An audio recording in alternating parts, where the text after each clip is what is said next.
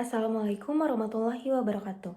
Perkenalkan, nama saya Ririn Ahmania Putri dengan 3 NIM akhir 171 dari kelas E. Di sini saya akan menjelaskan kajian penemuan dan pengembangan bisfosfonat sebagai agen antiresorpsi tulang perspektif kimia medisinal. Jadi, osteoporosis merupakan masalah kesehatan global yang telah mempengaruhi jutaan orang di seluruh dunia, terutama pada wanita pasca menopause dan kelompok usia lanjut.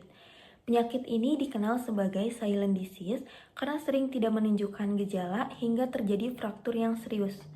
Kondisi ini diperburuk oleh gaya hidup sedanter dan kurangnya asupan nutrisi tulang.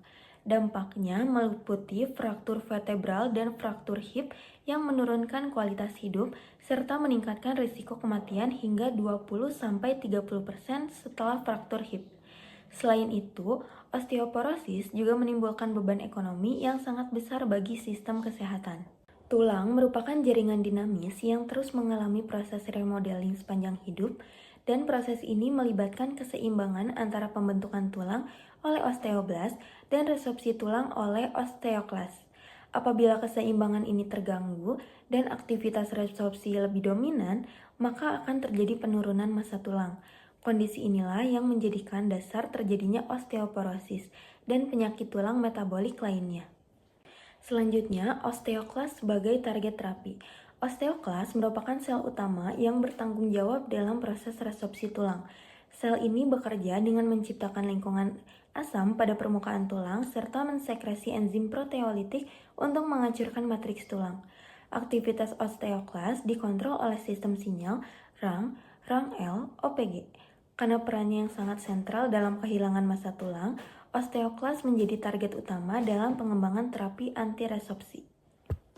Selanjutnya ada osteoporosis dan penyakit paget. Osteoporosis ditandai oleh penurunan massa dan kualitas tulang sehingga meningkatkan risiko fraktur.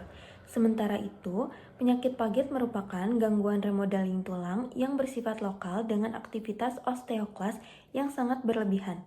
Pada kedua kondisi ini, peningkatan resorpsi tulang menjadi faktor utama, sehingga terapi yang menekan aktivitas osteoklas sangat dibutuhkan. Lalu, bisfosfonat sebagai agen antiresorpsi. Bisfosfonat merupakan analog sintetik pirofosfat dengan struktur khas PCP yang stabil terhadap degradasi enzimatik. Senyawa ini memiliki afinitas yang sangat tinggi terhadap kristal hidroksiapatit pada tulang, sehingga dapat terdeposit secara selektif pada area tulang yang sedang mengalami remodeling aktif. Sifat inilah yang membuat bisfosfonat efektif sebagai agen antiresorpsi tulang. Sejarah penemuan bisfosfonat. Awalnya, bisfosfonat digunakan dalam bidang industri sebagai agen pengikat kalsium. Namun, pada tahun 1960-an, ditemukan bahwa senyawa ini memiliki efek biologis dalam menghambat resorpsi tulang. Penemuan ini mengarah pada pengembangan etildronat sebagai bisfosfonat pertama yang digunakan secara klinis, dan menjadi dasar bagi pengembangan bisfosfonat generasi berikutnya. Klasifikasi bisfosfonat. Bisfosfonat terbagi menjadi dua. Yang pertama, bisfosfonat non-nitrogen, yaitu generasi pertama. Tidak mengandung atom nitrogen pada rantai samping, contohnya etildronat, klodronat, tiludronat, dan memiliki potensi antiresorpsi yang relatif rendah. Yang kedua ada bisfosfonat nitrogen, generasi kedua dan ketiga, mengandung nitrogen pada rantai samping alifatik atau heterosiklik, contohnya alendronat, risendronat, zolendronat, dan menunjukkan potensi antiresorpsi yang jauh lebih tinggi. Selanjutnya, mekanisme kerja bisfosfonat. Bisfosfonat bekerja sebagai agen antiresorpsi tulang melalui mekanisme yang sangat dipengaruhi oleh struktur kimianya, khususnya keberadaan atom nitrogen pada rantai samping. Pada bisfosfonat non-nitrogen, seperti etildronat dan klodronat, senyawa ini akan terinternalisasi ke dalam osteoklas selama proses resorpsi tulang. Di dalam sel, bisfosfonat non-nitrogen mengalami metabolisme menjadi analog ATP dan tidak dapat dihidrolisis. Akumulasi analog ATP ini menyebabkan gangguan metabolisme energi seluler dan menghambat berbagai proses vital dalam osteoklas. Akibatnya, osteoklas kehilangan viabilitasnya dan mengalami apoptosis, sehingga aktivitas resorpsi tulang menurun. Sebaliknya, bisfosfonat mengandung nitrogen menunjukkan mekanisme kerja yang selektif dan poten.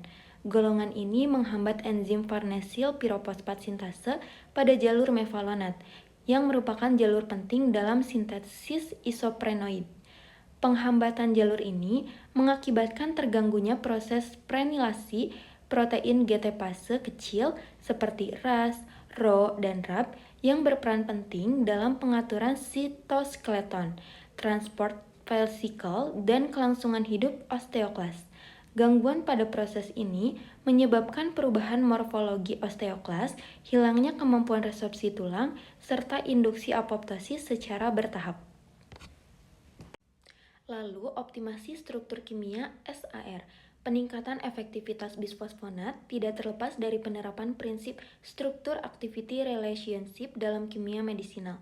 Modifikasi pada struktur dasar PCP dilakukan secara sistematis untuk meningkatkan afinitas terhadap tulang sekaligus meningkatkan potensi farmakologinya. Pada posisi R1, keberadaan gugus hidroksil terbukti sangat penting karena mampu meningkatkan interaksi bisfosfonat dengan ion kalsium pada permukaan kristal hidroksiapatit. Hal ini menyebabkan peningkatan deposisi bisfosfonat pada tulang yang sedang aktif mengalami remodeling. Sementara itu, posisi R2 merupakan determinan utama potensi antiresorpsi. Penambahan atom nitrogen pada rantai samping R2 menghasilkan peningkatan poten yang sangat signifikan dibandingkan bisfosfonat generasi pertama. Evolusi lebih lanjut dengan memasukkan nitrogen ke dalam struktur heterosiklik menghasilkan bisfosfonat generasi ketiga, seperti zoledronat. Struktur heterosiklik ini memberikan geometri dan orientasi molekul yang optimal untuk berinteraksi dengan situs aktif enzim target, sehingga menghasilkan potensi antiresorpsi yang sangat tinggi. Secara farmakologis, bisfosfonat bekerja dengan menekan aktivitas osteoklas sehingga menurunkan laju resorpsi tulang secara signifikan. Pemberian bisfosfonat terbukti menurunkan marker biokimia resorpsi tulang dan meningkatkan densitas mineral tulang pada tulang belakang dan tulang panggul.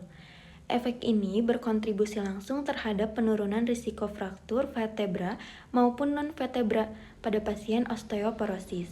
Sebagai kesimpulan, bisfosfonat merupakan contoh keberhasilan pengembangan obat berbasis target dan optimasi struktur dalam kimia medisinal. Dengan menargetkan osteoklas sebagai sel kunci dalam resorpsi tulang, bisfosfonat mampu memberikan manfaat klinis yang bermakna dan tetap menjadi terapi lini pertama pada penyakit tulang metabolik. Sekian yang dapat saya sampaikan. Wassalamualaikum warahmatullahi wabarakatuh.